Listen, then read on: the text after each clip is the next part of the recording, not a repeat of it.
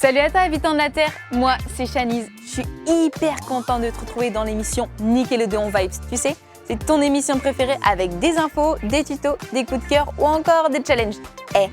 J'espère que tu es en forme car aujourd'hui, je voulais te parler d'une créature que j'adore, enfin que je trouve vraiment incroyable, le dragon. Ça t'intéresse? Alors c'est parti!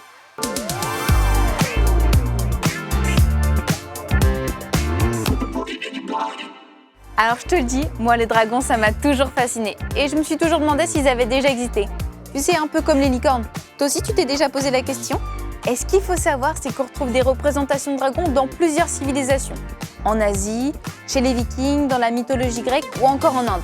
Mais ce qui est fou, c'est que le dragon il n'a pas toujours la même apparence. Globalement c'est une sorte de serpent avec un corps recouvert d'écailles, des grosses pattes de tigre et des griffes énormes. Mais parfois, ils ont des ailes, parfois non. Certains crachent du feu, d'autres non. Et selon certaines légendes, ils vivent dans l'eau et selon d'autres, dans un volcan. Bref, c'est pas facile de s'y retrouver. En fait, les dragons occidentaux, donc ceux qu'on connaît dans les histoires fantastiques, ils sont souvent associés au danger, au mal. Ils sont intelligents et méchants. Et le personnage principal, un chevalier par exemple, il doit le combattre pour sauver une princesse en détresse. En gros, il affronte sa peur et devient alors un héros. Ça marche aussi si c'est une fille qui combat un dragon, hein. Mais les dragons orientaux, eux, représentent plutôt la chance, le pouvoir et la sagesse. Et c'est même un des signes astrologiques asiatiques. Bon, pas grand chose à voir, hein. Donc finalement, on a plusieurs images du dragon. Alors, est-ce qu'il a vraiment existé? Attention, gros spoil. Il semblerait que... Non. Tristesse. Déjà, un animal avec 4 pattes et des ailes, on n'en a jamais identifié. Même chez les dinosaures. Et surtout, un animal qui crache du feu, ça paraît quand même peu probable. Ouais. Certains animaux crachent du venin ou du liquide, mais du feu, non. C'est bien le dragon de Komodo qui existe, mais c'est sans ses attributs qui ferait de lui un animal mythique. En fait, il ressemble plus à un gros lézard. Donc finalement, le dragon tel qu'on se le représente est un animal qui sort tout droit de l'imagination des hommes. Et c'est pour ça qu'on le retrouve dans autant d'histoires fantastiques. Ça te dit qu'on fasse un petit tuto ensemble? Et aujourd'hui, je te propose de réaliser un dragon en origami. Tu sais, l'origami, c'est l'art de plier du papier pour réaliser des formes. Ça vient du Japon et c'est génial comme technique. Je t'explique. Pour faire notre dragon en origami, tu as donc besoin d'une feuille de papier, de couleurs de préférence et de formes carrées et de tout ton talent. C'est bon? Tu maîtrises? Allez, go! Tu commences par les diagonales. Tu retournes ta feuille et tu plies au milieu pour faire des rectangles. Ensuite, tu prends 2 extrémités et hop, tu plies pour obtenir un carré, comme celui-ci. Tu mets le côté où tu as une épaisseur simple devant toi et tu plies, comme pour faire un avion en papier sur la moitié.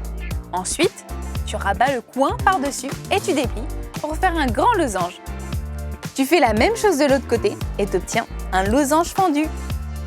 Ensuite, c'est un peu plus technique. Il faut replier les côtés pour former une sorte de couronne. Alors là, ça sera la tête, les ailes et la queue. Pour la tête, c'est facile. Tu plies un côté vers l'intérieur 2 fois de suite. Pour la queue, tu fais plusieurs pliages pour que ça fasse une sorte de tire-bouchon. Et on finit par les ailes. Donc tu plies un côté en accordéon et tu fais la même chose de l'autre côté. Pas mal, non? Trop cool. Et il me reste plus qu'à lui donner un petit nom. Et si je suis fan des dragons, c'est aussi parce que j'ai lu un super livre. On en parle tout de suite dans mon coup de cœur.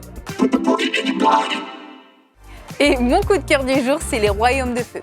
C'est une saga littéraire déclinée également en bande dessinée dans laquelle on retrouve Argyle, Tsunami, Gloria, Comet et Sonic. 5 jeunes dragons au destin incroyable. Et ouais, car selon une ancienne prophétie, ils sont les seuls à pouvoir mettre fin à la terrible guerre entre les différents royaumes du monde de Péréa. Alors je te le dis, ces 5 dragons-là, je les kiffe. Ils appartiennent tous à une espèce différente, avec leurs forces et leurs faiblesses. Il y a beaucoup d'humour et c'est une belle histoire d'amitié entre ces 5-là. Côté bouquin, il y a déjà 14 tomes et le 15e devrait arriver très bientôt. Et côté BD, le 5e tome arrive en juin. Pour info, rien qu'en France, c'est un succès incroyable. Franchement, tu vas adorer. Et petite news, une série d'animation est prévue prochainement. J'ai trop hâte.